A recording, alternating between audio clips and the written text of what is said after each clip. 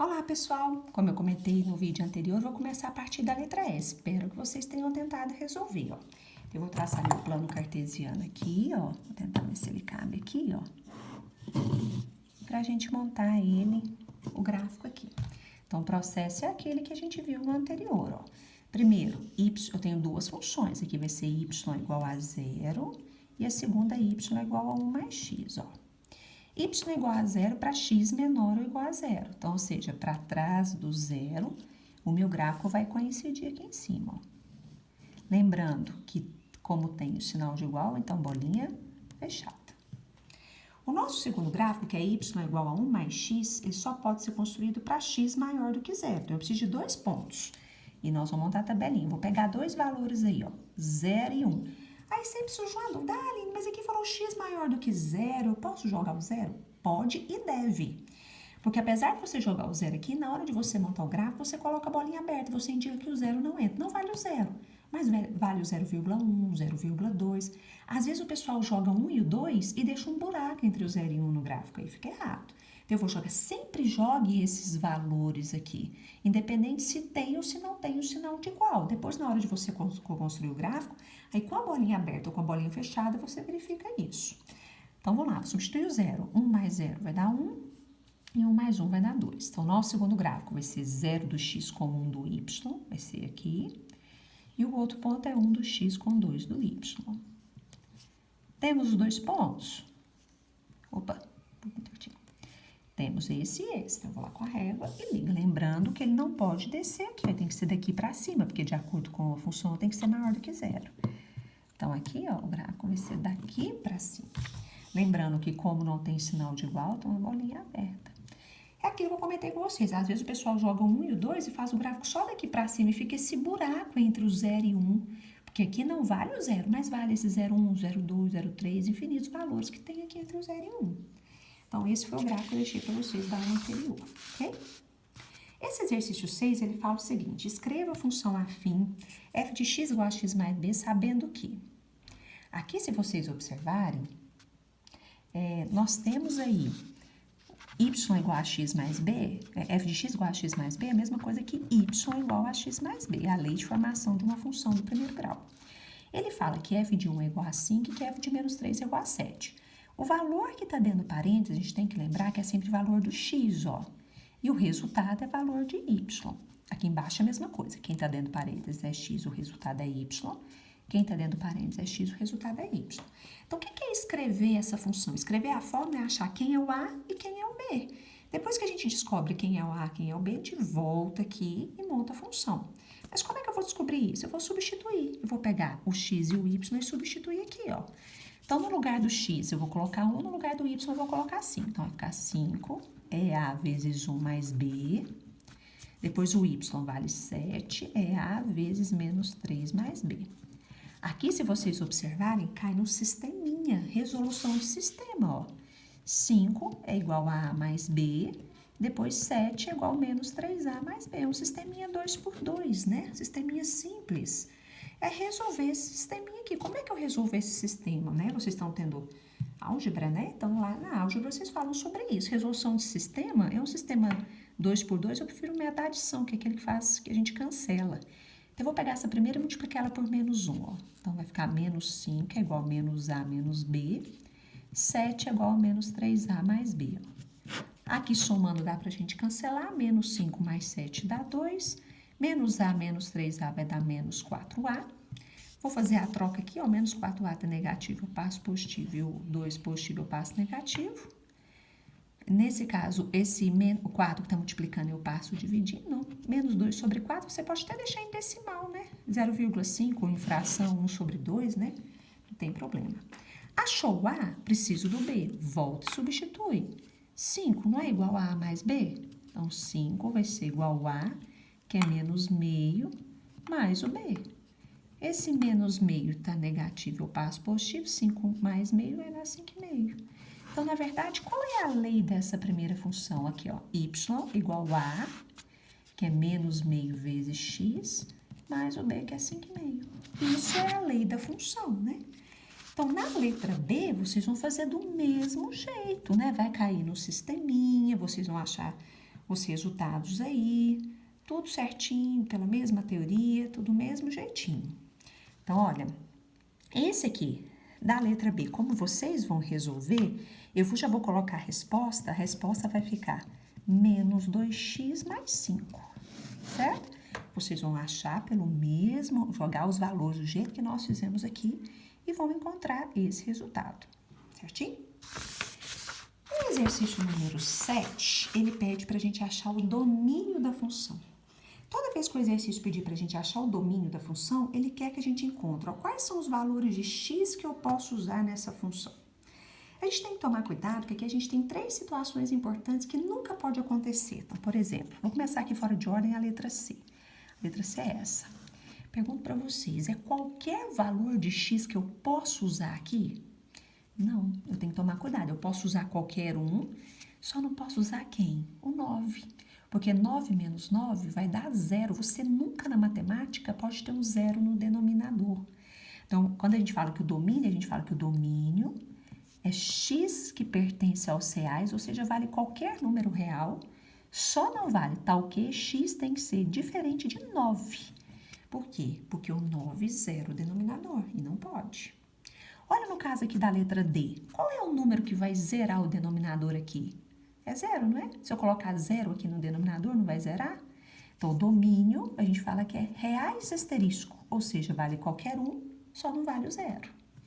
Essa letra E, aqui é x ao quadrado e aqui também é x ao quadrado. Aí eu pergunto para vocês, quais são os valores de x que zera o denominador aqui, ó? Vocês concordam que é o mais 4, porque 4 ao quadrado dá 16, 16 menos 16 dá 0. E o menos 4 também, porque menos 4 ao quadrado é 16 e 16 menos 16 é 0. Então, o domínio x pertence aos reais, ou seja, vale qualquer um. Só não vale o x tem que ser diferente de mais ou menos 4. Ah, Aline, o 3 vale? Vale, porque o 3 ele zera o numerador, o denominador ele não zera. E na matemática a gente tem que tomar cuidado que não pode zerar o denominador. Então, no caso da letra C, da D e da E, o raciocínio é o mesmo.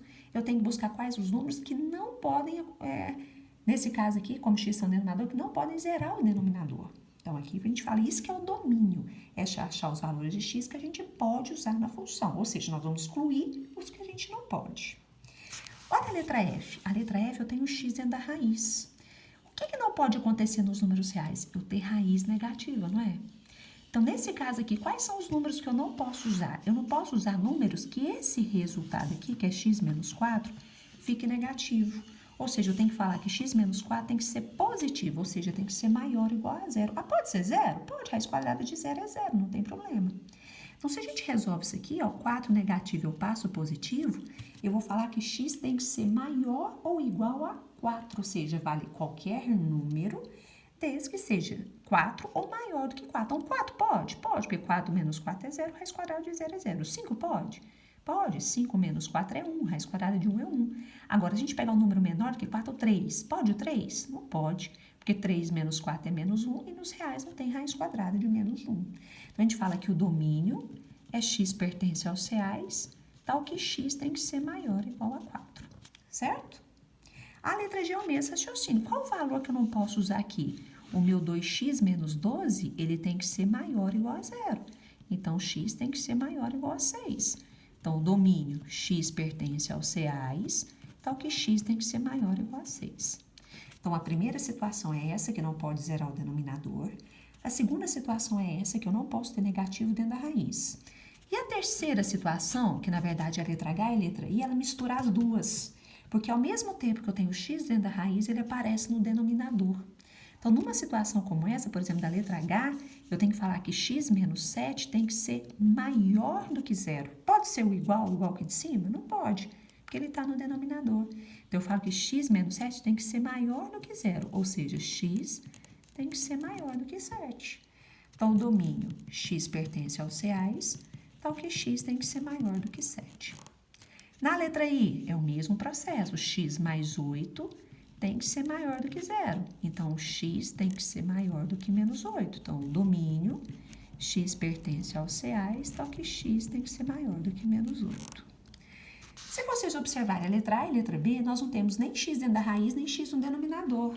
Então, nesse caso, a gente fala, ó, no caso da letra A, é uma função do primeiro grau, 2x menos c, a gente fala que o domínio é o conjunto dos números reais. É por isso que quando a gente vai construir o gráfico de uma função do primeiro grau, a gente fala, você pode jogar qualquer valor para x. Por quê? Porque não tem nenhum valor aqui, nem zero denominador, e não vai deixar a raiz negativa. No caso da letra B, é a mesma coisa. Eu tenho x no denominador ou dentro da raiz? Não, então a gente fala que o domínio é o conjunto dos números reais. Ok? O exercício número 8, ele pede para a gente encontrar o ponto de equilíbrio, ó, determinar o preço de equilíbrio em cada um dos casos seguintes. Nós já até comentamos em exercícios anteriores. Pediu para achar valor de equilíbrio, ponto de equilíbrio, preço de equilíbrio, basta eu igualar duas funções. Então, eu vou pegar uma igual a outra. Então, eu vou pegar, ó, 2p menos 8 igual a 34 menos 5p. Ali, mas se eu fizer o 34 menos 5p igual a 2p menos 8, vai chegar no mesmo resultado. Então, aqui, ó, esse 5p está negativo, eu passo ele para o primeiro membro positivo. E o 8 está negativo, eu passo ele positivo. 2p mais 5p, 7p. 34 mais 8, 42. O 7 multiplicando, eu passo dividindo, 42 dividido por 7, eu vou achar que p é igual a 6. É o preço de equilíbrio, né? Igual a 6. A letra B é a mesma coisa, eu vou igualar, ó. Aqui tem decimal, aqui tem fração, você pode até usar o decimal aqui, ó, 0,5p menos 11. Às vezes o pessoal prefere trabalhar com decimal, mas tanto faz. Vou igualar, ó. 0,5p menos 11 é igual a 10 menos 0,2p. Esse 0,2p está negativo, eu passo para o primeiro membro positivo. E o 11 está negativo, eu passo ele positivo. 0,5p mais 0,2p vai dar 0,7p. 10 mais 11, 21. O 0,7 multiplicando, eu passo dividindo. 21 dividido por 0,7, nós vamos descobrir que p é igual a 30. Isso que é achar o preço de equilíbrio. Falou, toda vez que falar ponto de equilíbrio, preço de equilíbrio, não esqueça de igualar as equações. A última aqui da aula de hoje, gente, vai ser o exercício número 9. O exercício número 9, ele fala o seguinte: o custo unitário de produção de um bem é de R$5, o custo fixo associado é de R$30. Aí ele pede a letra A qual é a fórmula, ou seja, qual é a função custo total. Nós já vimos isso em aulas anteriores, ó. Custo total, né, é a junção do custo fixo mais o custo variável. Então, o custo total vai ser o custo fixo, que ele fala, ó, que é de R$30, mais o custo por unidade, que é R$5. Então, mais 5 vezes x. Aí eu tenho o custo total. O que é a receita total? É a que a gente arrecada com as vendas. É o preço de venda do produto vezes a quantidade vendida. Ele fala que o preço de venda é de R$6,50. Então, a fórmula, toda vez que pedir função, ele quer a fórmula. Então, a fórmula da receita total vai ser o preço de venda, que é R$6,50 vezes x. Na letra C, pede o lucro total. O que é o lucro total? É a receita, que é aquilo que eu vendi, menos o custo total. Então, a receita total, eu já acabei de achar, que é 6,5x, menos o custo total, que eu também achei na letra A, que é 30 mais 5x. Eu não posso esquecer do parênteses por causa desse negativo, porque aqui eu tenho que aplicar a distributiva com negativo. Ó. Então, é 6,5x menos 30 menos 5x, ó. 6,5x menos 5x vai dar 1,5x menos 30. Então, essa é a fórmula do lucro total. Essa é a fórmula da receita total e essa é a fórmula do custo total. Quando a gente chega na letra D, ele pede, ó, qual é a produção necessária para um lucro de 120. Ou seja, ele está me pedindo qual é o valor de x para um lucro total igual a 120. Concorda que é só substituir aqui? No lugar do lucro, eu coloco 120. É 1,5 vezes o x que eu quero descobrir, menos 30. Esse 30 está negativo, eu passo ele positivo, 120 mais 30, que é igual aí a 150. Depois, 1,5 multiplicando, eu passo dividindo. 150 dividido por 1,5. Vou descobrir que o x, ó, é igual a 100. Pronto, ó. Fizemos até o exercício 9. Como eu falei para vocês, eu precisava adiantar um pouquinho, né, essa aula de hoje aí, porque pra gente ficar aí em dia, né, a partir da nossa aula de amanhã, ficar com a atividade em dia. Qualquer coisa é só me chamar no fórum. Obrigada.